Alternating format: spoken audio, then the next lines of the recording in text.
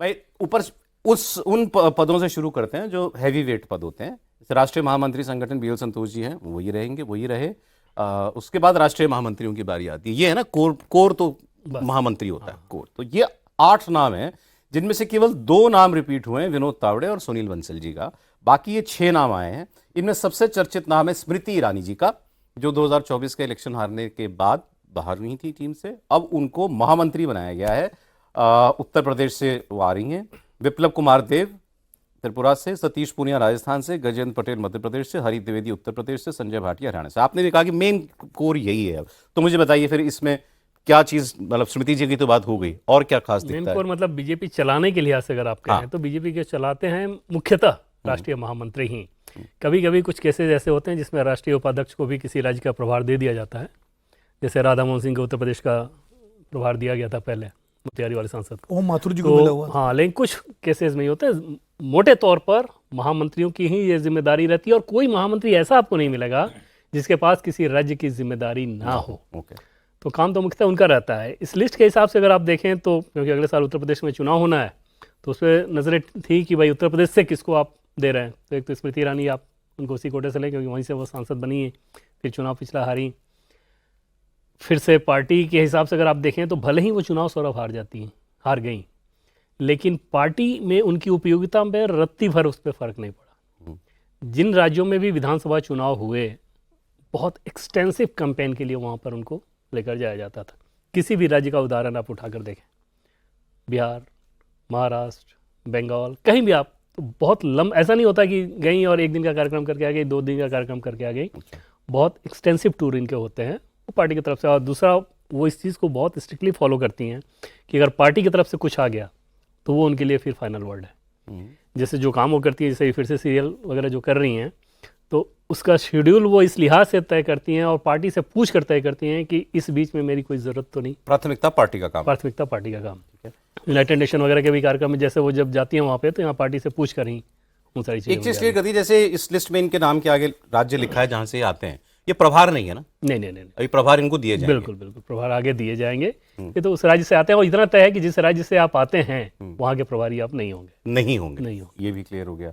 तो और इनके अलावा जो 2 पुराने नाम जो है, बहुत चर्चित नाम है, विनोद तावड़े, सुनील बंसल, इनका मतलब ये तो मतलब कंटिन्यूटी बता रहे कि भाई ये लगभग इंडिस्पेंसिबल से हैं फिलहाल। बिल्कुल, इसमें कोई दो राय नहीं कि गजब के पावरफुल महामंत्री जिनको कहें, जो कि परफॉर्म करते हैं, जो रिजल्ट देते हैं। उसमें सुनील बंसल का तो खैर जवाब ही नहीं रहा है। वो पार्टी संगठन के लिए जिस तरीके से काम करते हैं उसमें। विप्लव देव मुख्यमंत्री से पहले प्रदेश अध्यक्ष के तौर पर जिस प्रकार से उन्होंने काम किया, उसके बाद फिर जब मुख्यमंत्री बने, मुख्यमंत्री से हटे, तो मुख्यमंत्री से हटने में सौरभ, उस कारण पे चर्चा करना ठीक नहीं रहेगा, उसकी ज़रूरत भी नहीं है, लेकिन कहीं से उनकी कार्यकुशलता में कोई कमी, कार्यक्षमता में कोई कमी, उनके इंटीग्रिटी लेवल पर कोई कमी, ये सब चीज़ें नहीं थी। इस वजह से उनको वहाँ से नहीं हटाया गया। लास्ट चार्ज क्या था? हरियाणा? हाँ, जब मुख्यमंत्री से हटाया गया उसके बाद हरियाणा में उन्होंने बहुत एक्टिवली काम किया। और हरियाणा के इलेक्शन को सर मैं आपको बता सकता हूँ कि जब सारे लोग हम लोग चर्चा करते थे कि कांग्रेस आ रही है, उस समय भी थ्रू आउट वो कहते रहे कि 47 से 48 सीट बीजेपी को आएगी, मार्क माई वर्ड, लिख लीजिए आप। अच्छा। और रिजल्ट के दिन मुझसे पूछिएगा। उससे कॉन्फिडेंस से ज़्यादा सौरभ ये भी समझ में आ रहा था कि ग्राउंड पे काम करने आ रहा है, फीडबैक लेना आ रहा है। तो वो फीडबैक लेने का तरीका वो सही था, तो स्वाभाविक तौर पे ऊपर के लोग उनसे। फिर आपको बता दूं, अभी हम महामंत्रियों की बात कर रहे हैं, क्योंकि देवेंद्र जी ने जैसा कहा कि बाय एंड लार्ज महामंत्रियों के ऊपर ही जिम्मेदारी होती है, अहम जिम्मेदारियां इन्हीं के ऊपर होती हैं। हरीश द्विवेदी का जैसे नाम आप देखें तो हरीश द्विवेदी यूपी से चुनाव हारे, बस्ती में पिछला लोकसभा चुनाव, उसके पहले 2 बार वो चुनाव जीते वहीं से, बस्ती से लोकसभा का चुनाव।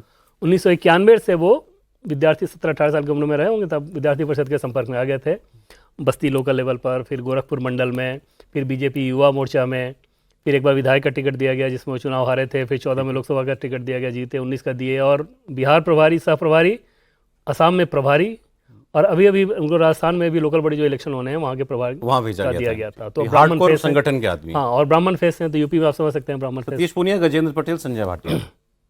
इसमें जैसे संजय भाटिया की अगर बात करें पहले, तो ये समझ में आ रहा था कि पंजाबी फेस अगर तरुण चुग रहे तो किसी की ज़रूरत नहीं है, तरुण चुग का अगर हटना हुआ तो फिर किसी की एंट्री करानी होगी, और उसमें हरियाणा से ही कोई एंट्री हो सकता है। इनके बारे में बताएं कि ये भी विद्यार्थी परिषद मूल के हैं, मनोहर लाल खट्टर जी के बेहद करीबी, और उन्होंने सीट खाली की तभी खट्टर जी उस सीट पे करनाल पे चुनाव लड़े, उसके पहले सांसद वही थे।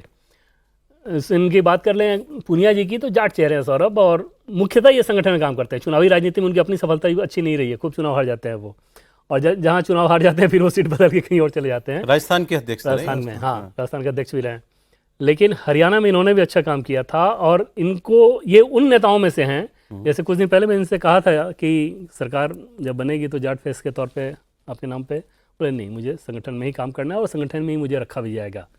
मतलब अपनी वो काबिलियत उनको पता थी कि मुझे इस्तेमाल संगठन में किया जाएगा। गजेंद्र पटेल तो मध्य प्रदेश से आते हैं, और लोकल लेवल पर जैसे बात करें तो पहले माना जाता था कि शिवराज सिंह चौहान के बहुत करीबी हैं, बेहतर तरीके से उनके साथ काम करना, ये सारी चीज़ें नहीं थी। संगठन के भी नेता और लो प्रोफाइल रखकर काम करने वाले नेताओं में से। ठीक है, तो ये महामंत्री। इनके अलावा देखिए उपाध्यक्षों में राम माधव का एक नाम आया है, उनको पार्टी में जगह दी गई है। मनप्रीत बादल पंजाब से जो है, उनके फाइनेंस मिनिस्टर होते थे अकाली दल की, उसमें फिर आ गए थे, इधर आ गए थे।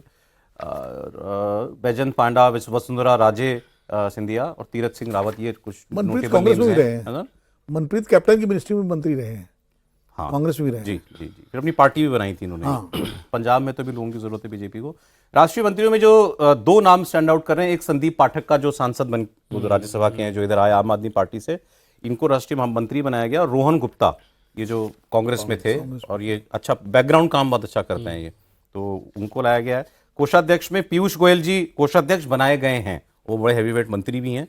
और पहले भी बहुत नहीं, पहले थे वो, पहले हुआ करते थे, पहले 14 से पहले भी थे कोषाध्यक्ष। और जब 14 में सरकार आ गई सौरभ, तो 14 से 19 के बीच में, तब तो ज़्यादा हैवीवेट मंत्रालय उनके पास था, लेकिन तब भी ये संभालते थे। इसमें ये चीज़ मार्के वाली बात इस लिहाज से है कि अब बीजेपी का जिस प्रकार का विस्तार हो गया है, स्वाभाविक तौर पे उस फाइनेंस का भी विस्तार उसी रूप में हुआ है, तो उसके मैनेजमेंट के लिए बहुत सारे कॉर्पोरेट के इतने बजट नहीं होते जितने बीजेपी पार्टी का जो अपना जितना डोनेशन को आता है, तो उनको मैनेज करने के लिए एकदम से अलग यूनिट की जरूरत महसूस पहले संभाल चुके हैं।